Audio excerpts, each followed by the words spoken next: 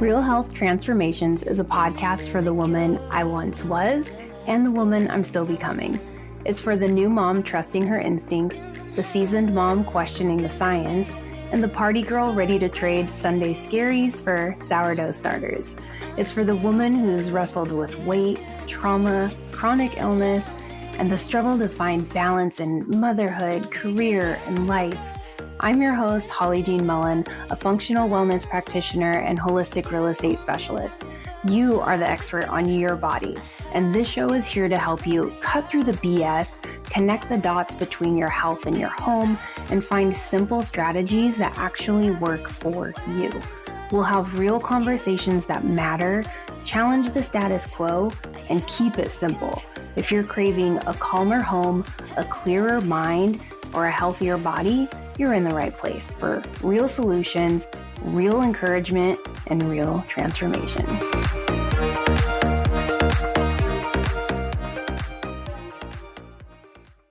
All right. Hello. Today on the show, we are stripping things back to basics before we dive into the world of biohacking. And you know that I love geeking out over the latest health optimization, gadgets, advanced therapies, strategies, all that good stuff. But sometimes we get so caught up in chasing the shiny new biohacks, or sometimes I think it could be more like squirreling out instead of geeking out. And we tend to forget. We overlook the foundational pillars of well-being. And so that's why today on this episode, I've brought on my brilliant friend and former co-host, Leah Williamson, to help us reset and kind of revisit the ABCs of health, because no amount of fancy biohacking tricks will ever really compensate if we're neglecting the fundamentals. So hello, Leah. Welcome to the show. Hello, Holly. Thanks for having me. I'm excited to be here. I'm happy to have you. And I want to give you a proper introduction, one, for those who may not know you, and two, because you wear many hats and you are a multi-talented, holistic health crusader. And I want to brag on you for a minute. So I'm going to give you a full, proper introduction. So Leah is a nutritional therapy practitioner, functional nutritional therapy practitioner.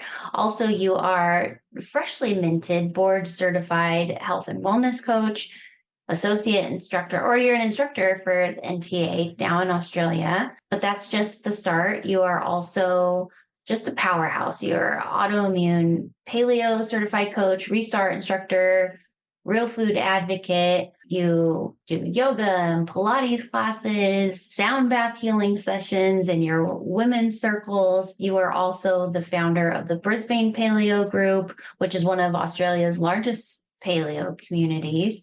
And you're just a trailblazer all over the world, mostly like Australia, but you've come over here to the States and we know who you are. So welcome to the show, Leah. Very excited. You're awesome. Thank you. Thanks so much for that introduction. I have to say, you reading it did make me feel a little bit exhausted by all the things that I do. But I am a multi-passionate person and I do love everything that I do. I guess I just don't settle on just one thing, because as we know, health and wellness is a whole multitude of combined ways of being and living. And so that's probably why I've just gone down that path of doing it all. Yeah. And you know what? It's one of those areas where as we grow and evolve, we can take our education in that way too. So it's like we're continuing to expand our knowledge as the needs in our life grow, as the needs in our clients grow. And it's like, I don't know, it's just like this big soup. That's right. It is. It's lovely too. And it is so nice to have the health and wellness, like food side, and then also the health and wellness kind of like mind and movement and body and soul and all of those things combined. So yeah, it's a good mix. Yeah, because they can't be separated. Tell us about your new board certification, because I know that's a big deal. Yes. Well, I decided that I would get my board certification in health and wellness coaching, which did take quite a fair bit of studying.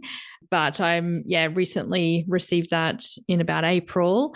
And so it's a board certified credential. The exam was like 4 hours long. I had to overcome many obstacles sitting it here in Australia. It's probably a little bit easier to sit it in the US, but I found one testing center, had to travel down to Sydney to take the exam. So was very time consuming, but very well worth doing it. And then after that, I'm now helping teach the Nutritional Therapy Association's new program, which is the health and wellness coaching program, professional health and wellness coaching. Okay. And is that what's new with the NTA? Like what's going on with the NTA these days? Is that like the big newest thing? Yeah. So it's like that's a whole new program of health coaching. So it's more around like the process of health coaching, and they still have the nutrition side, obviously, which is more about the nutrition. So it's like such a really good combination because it's like you can learn the nutrition side and learn all about the nutrition and food and body systems and foundations and everything, how that works. And then with the health coaching, it's kind of like taking that information and getting the client to make empowered choices and make that long-lasting habit change, which is kind of like almost the missing key to clients' health and wellness at most of the time. Yeah. Is someone practicing instruments? Yes, there's a trumpet being played. And I think there might have been a bit of singing and hurrahing going on with that before. And I was like trying to disguise that sound. Oh, I like it. It brings authenticity. That's right. Well, the children never practice, but get on a podcast and it's the fastest way for them to do something that they never do. Yeah.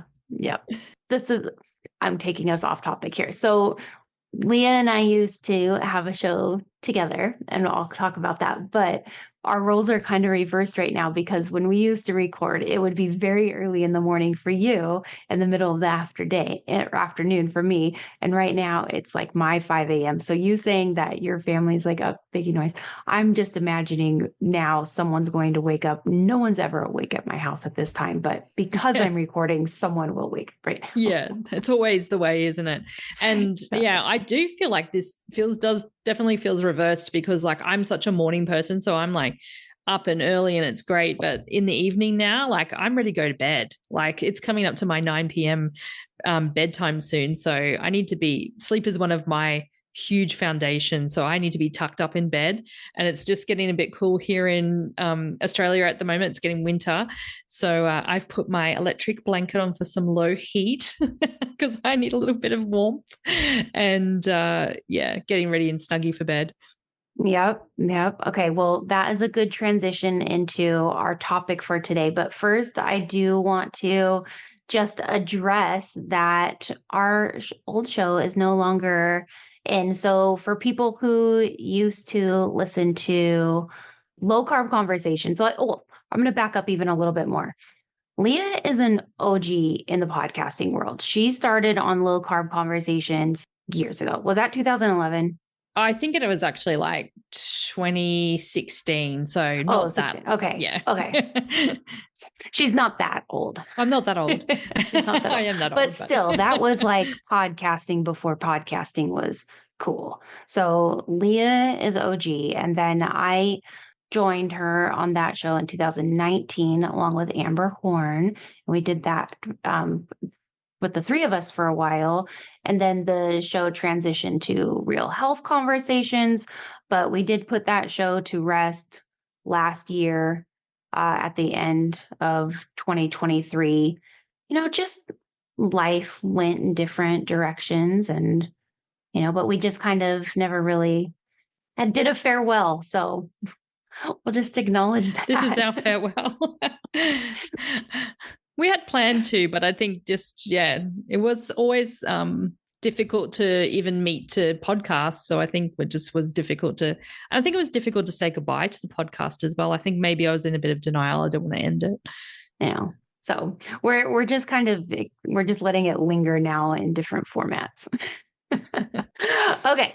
Well, let's get on with the topic today because we're talking about foundations, but also biohacking. But this really goes into the core of our training as nutritional therapists, but it also is so relevant to a lot of things that go on that we see in social media and stuff. And we're always on this quest for optimal health, and it's easy to get seduced by the latest biohacking craze. And I do want to kind of define what biohacking is, because that could be a lot of different things. But I th- I think we should just like touch on the foundations before we start talking about injecting snake venom or going out and spending thousands of dollars on infrared saunas, Not that maybe those things don't have their time and place, but let's talk about number one, foundations, because I did a full episode on that in a previous one, but I like to hear Leah's take on it because she is an NT instructor. This is like her world. And then we'll talk about like what exactly biohacking is in terms of like how we're talking about it on the show today. So, Leah, foundations, why are they important? How do they fit in with listening to like our body wisdom and stuff? Yeah. So I guess, well, that's such a big question. It is. It's a really big Narrow it question. down perfectly. Okay. I'll try my best.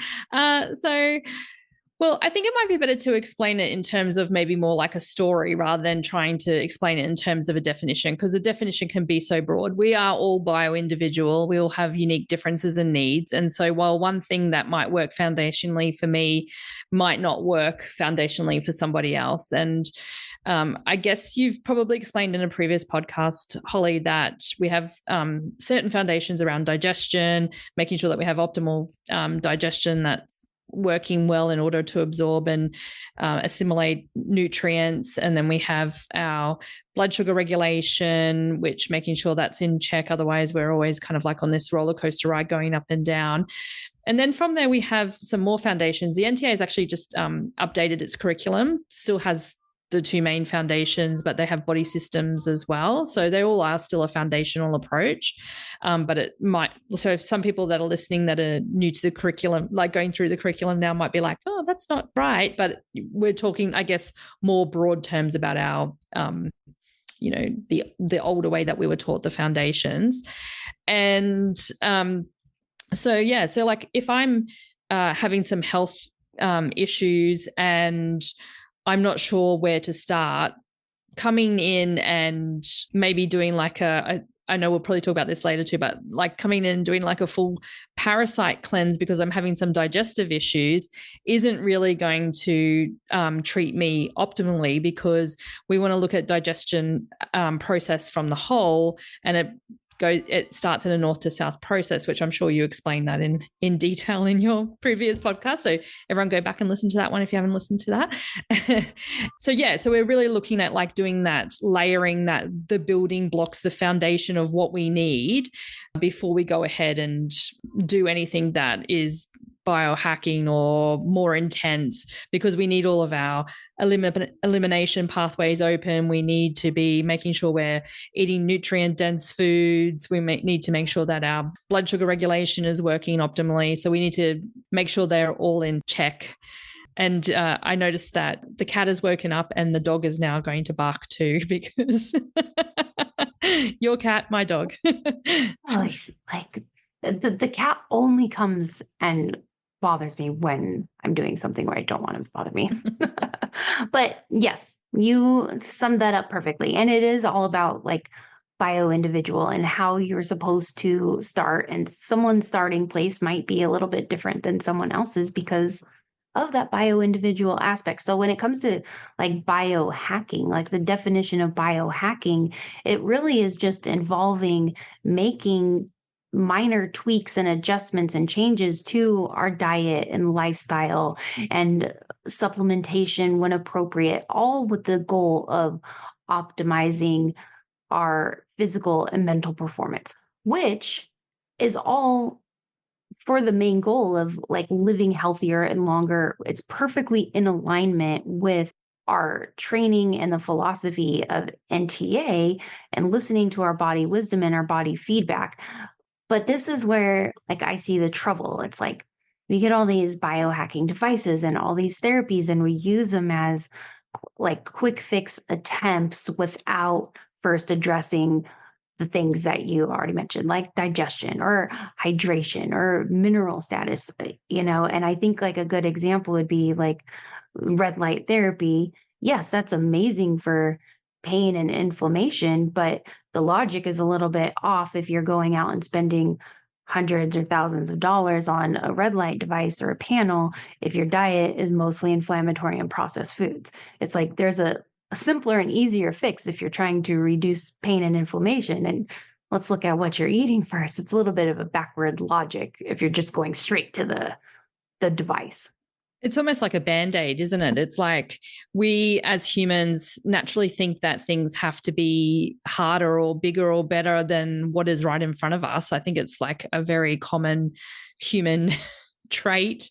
And I think, and that's probably what drives motivation for people in some ways too, that we're always thinking about the next thing and the next better thing. And that's kind of drives motivation. But what we never seem to realize is that right in front of us is an easy solution. And we might as well say, like I was talking about sleep before, sleep is my biohack. Like, if I get enough sleep, then a lot of, and, those foundational things that we were talking about, if I'm drinking water, sleeping, digesting well, blood sugar's in check, then I pretty much got everything going on that I need. And I don't actually need to invest in thousands of dollars of red light panels or whatever it might be, because I can just go in the sun and I can, get what I need from that kind of thing. Right. And if you're up on your computer, you can wear your blue light glasses like me. Yeah. Yeah. But really, like, so mastering the basics is the ultimate biohack, because the best place to start biohacking is with your diet and with your sleep. Because I mean, I will say sleep is probably the most common area where people will, I mean, diet too, because like people are tweaking and dialing that in, but sleep might be like the one area where I think people can really bring in those devices and those little things to start hacking, like bringing in the light blocking curtains or sleep masks and those little things to optimize that sleep environment. I guess those would be considered biohacks. Yeah. Biohack your sleep. Yeah. Or even just, I know that we're probably going to talk about supplements soon, but even just a little bit of magnesium at night to help sleep, those kind of things can be beneficial for someone. So that's what I would think is more beneficial biohacks than some of the other things that I hear. Yeah. I was just thinking of that. You'll probably link it in the show notes, but that hilarious video that you showed me of the two people meeting, biohacking was quite funny. It's so ridiculous.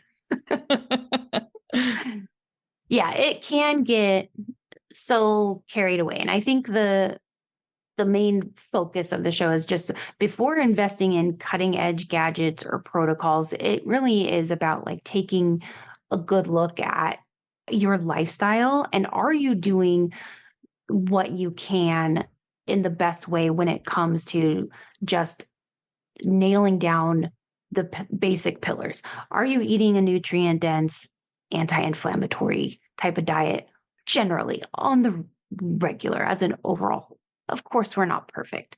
Are you drinking enough water? You got to have some water in your day, ladies and gentlemen. Prioritizing sleep and stress management and making sure you're moving your body too. And with that solid foundation in place, then we're better positioned to then start exploring more biohacking tools and strategies as more as a fine-tuning tool, not rather than a starting point. Yeah, I mean, they'd have their place, definitely. But if you were to take that biohacking tool out, that's whatever it is, say you're paying an expensive supplement, it's costing lots of money, and you were to take that out, is the body resilient enough to be able to continue on, or is it just going to crumple over without it? So then really, again, that's like that Band-Aid solution, isn't it? It's different if you were building up that foundation, making sure the body was resilient, and then taking that supplement or whatever it might be for that added enhancement. And just that's just like, wow, look at me go now. I've got this extra, get up and go because of whatever I'm doing. But yeah, take it away and I'm going to fall on the ground, then yeah, you haven't achieved anything. Right. I think the best way to really paint this picture or to bring it to life, because what I want this show to be is just like action oriented and just be applicable to people who listen, is to put it into a real life scenario. So I do have some questions from real life people, and let's go through those so we can talk about how we would approach each question from a foundations versus biohack perspective. And I think that'll be helpful. I will say probably the number one thing I hear all the time is anytime someone is just asking, what supplement can I take for fill in the blank, without any other information or without anything else. It's just, I have this issue. What supplement can I take for it? I think that's probably, yes, a biohack, or it's really just like that, taking that pill for every ill philosophy and applying it to, I don't know, this. I wouldn't call it. It's just so common. It's not a holistic approach. It's more of the standard approach to medicine that we have, where it's like, I've got an ailment, here's a pill to fix that ailment. But nobody's ever questioning like, well, how did I get that ailment in the first place? And, can I fix that from a foundational approach rather than taking a particular pill? Yeah. Because that's only symptom chasing, right? Right. So this one is a perfect example and covers the most common issue, digestion.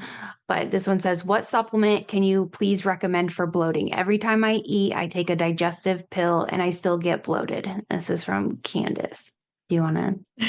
So, yeah, I mean, I think the bloating, we really want to find out where that bloating is coming from. And that could be from so many different places. And I guess if we look at our digestion, we're starting at that north to south process. So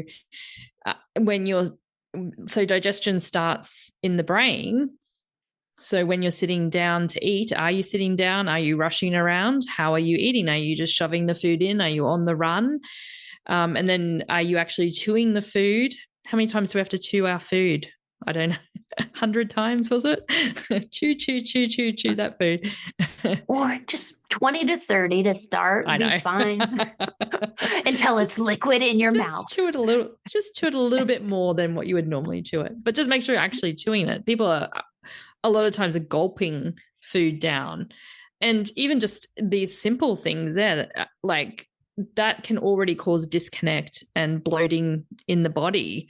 Even if you're taking a supplement for that, there's no way that the bloating is going to stop if you're not addressing those issues. So yeah, you could take a pill, but it's only going to be a temporary fix. And I think that looking further at, foods that you're eating, it's such a huge array of things that could be causing bloating. Could be what you're eating, how you're eating, where you're eating, like all of those things. So I'd probably recommend working with a practitioner and doing a food and mood journal and, going through that foundational approach with someone like Holly.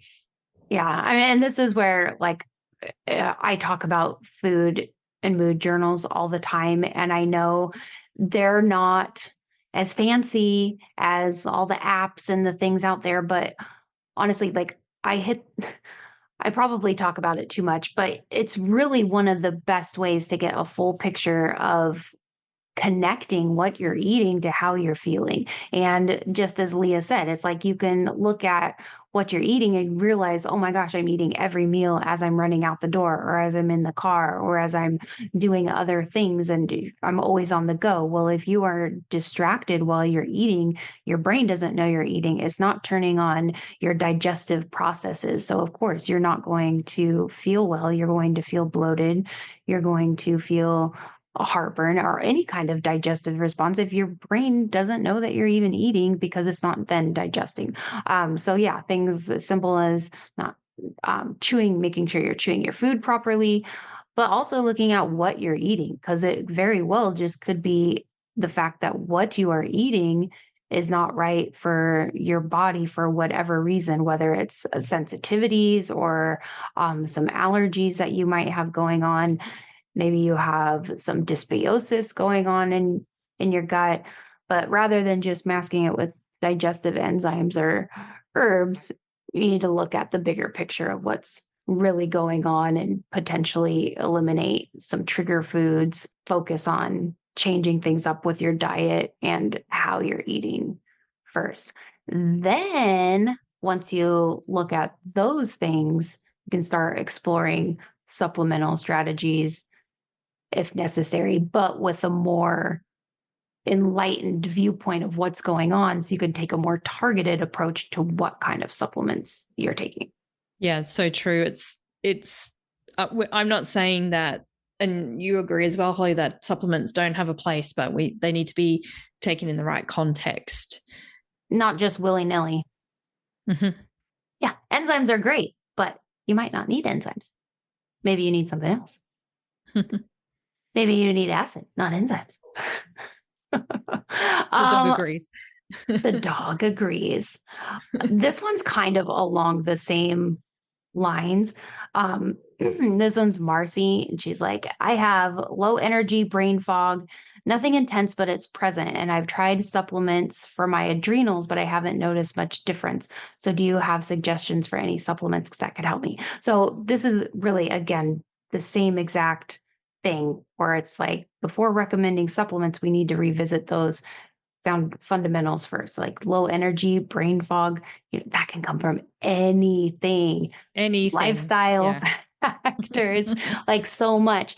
I think rather than maybe kind of like saying the same exact things that we just said on the first one, I think because she said exactly these: low energy, brain fog, and you touched on parasites earlier, and that is such a hot topic right now. I want to kind of skip this one or blend it with the other one, because the other question I have is someone wanting to do a parasite and heavy metal detox. And the symptoms for parasites and heavy metals can be brain fog, digestive issues, skin problems, cognitive, behavioral issues, like anything.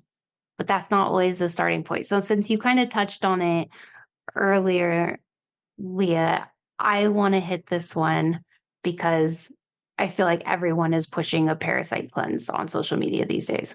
Yeah. I would just say, don't do it. Don't do it unless you're working with somebody that has been trained in it. And even then, being cautious with how they've been trained in it. But there is just so much more to a parasite cleanse than just taking the pills and hoping that the parasites come out. And it actually can be quite dangerous for people if they just go straight in at that attack as well. It needs to be a combination of many different things, but mainly that the body's elimination pathways, like we said earlier, needs to be open to be able to get rid of whatever's there. So if you don't poop regularly, then don't even go near a parasite cleanse. And if you're thinking about doing a parasite cleanse to help you to poop regularly, then you need to really get the pooping side of things working optimally first so that you can then get rid of anything. And also you want to be able to sweat so you can detox. You want to be able to make sure that you're eating the right kind of diet so that they're not going to overgrow and keep coming back again, because parasites love sugar and warm, sugary, yeasty conditions, and they thrive in that kind of environment. So making sure your gut terrain is at so there's a lot of kind of work that needs to be done pre, during, and post that can be quite intensive. And if you're not doing it properly, you can end up quite sick. Yes. Yeah. And kind of on the same thing is it's like, if you're not also addressing your digestion and your proper pH in your stomach, you are just going to keep getting parasitic infections, because our first line of defense against parasites is our stomach acid that's supposed to kill pathogens that we ingest. Of course, there are other ways to get parasites, but it just kind of points back to there's an order of operations here going on, and just everything we've said. And just because you have symptoms that could commonly be tied to parasites does not mean that that is the root cause. And we need to always be addressing those foundations, and jumping straight into these intense detox protocols without first establishing a strong foundation really can do more harm than good, as Leah said. And I've seen people really struggle and feel worse after following random online protocols. Or I know there's lots of people just selling, like, here's a detox kit, you take this. And there are so many other questions that also need to be asked beforehand too, because there are other things that could be going on in your body that are giving parasites like a place to thrive. Like Leah said, like what's going on with your gut train. Like you might need to be fixing what's going on in your gut first. If you have hidden infections, if you have cavitations, those are places where these things will still keep hanging out. So even if you do a protocol, does not mean that you'll be eliminating them or that they won't just keep coming back. And so it's a much bigger conversation than just, oh, do you have these symptoms? Here's this protocol. Everyone has parasites. Everyone has parasites. You need this protocol. It's like, no, I'm just trying to sell something. Well, it might not even be parasites, right? Like Right. your symptoms are tired and brain fog. I mean, like that could allude to anything. So, yeah, again, like what is your lifestyle? I mean, obviously the person who wrote it before was thinking about their adrenals. They're tired, like, okay, so obviously they are aware they have a busy life because they're looking at their adrenal issues. So going, parasites might be a problem, but also by addressing your foundational approach, like by addressing digestion, diet, and blood sugar regulation and hydration, you're not really giving a nice place for parasites to want to grow. So they might actually not be a problem. Even if they were a problem, they might not even be a problem at all. But you can resolve all of these things by taking that foundational approach, really. So, right. Yeah. I think like just my biggest issue is just because I think it's just so in my face on social media. It's just everyone saying, oh, you have these symptoms, you need to do a parasite cleanse. Oh, everyone has parasites, you need to do a parasite cleanse. Take this, you need to just buy this buy this kit, buy this. Everyone needs to do this. No, what we're trying to say is not necessarily. And just because you've never done a parasite cleanse doesn't mean you have to. And like, there's so many other things you need to do first. And not that parasite cleanses or heavy metal detoxes don't have their place, but of all the things we're talking about, those are not the starting points. yeah, I think let's not overcomplicate it, right? We just want to drink water and we want to eat well and we want to poop daily and we want to move our bodies. We want to get a bit of sunlight, we want to sleep well. Like those things are free, really. And don't, apart from paying for food, which we have to buy food to eat anyway, but, they're not things that cost lots and lots of money.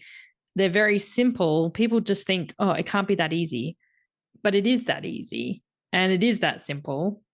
And just trying those things can have such a profound effect on people and change their health so dramatically just in a few days. Yeah. And I think that was actually a very beautiful sentence to kind of wrap us up.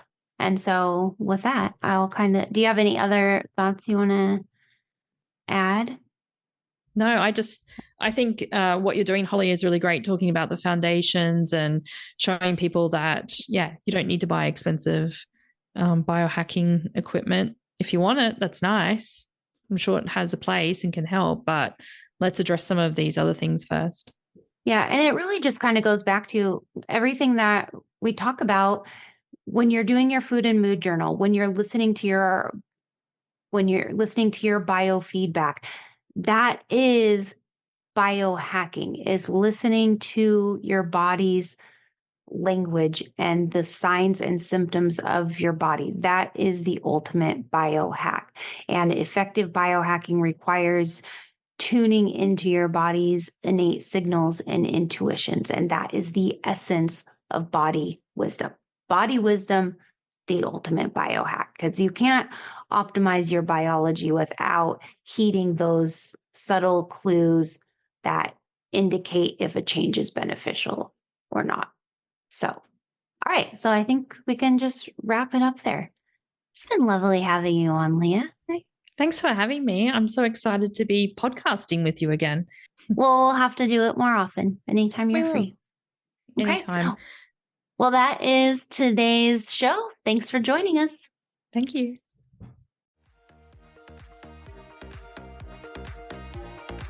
Thanks for listening to Real Health Transformations. I hope this episode met you where you are and helped you cut through the noise, maybe get a little closer to the real practical solutions you've been looking for.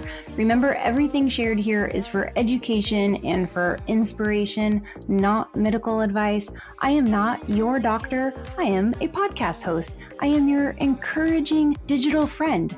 Always do what is right for you and consult a trusted healthcare provider before making any big changes. If you loved what you heard today, please subscribe, share with a friend, and let's keep having the conversations that matter without the fluff. Find me on Instagram. Let's keep this conversation going and keep questioning things. Keep finding what works for you.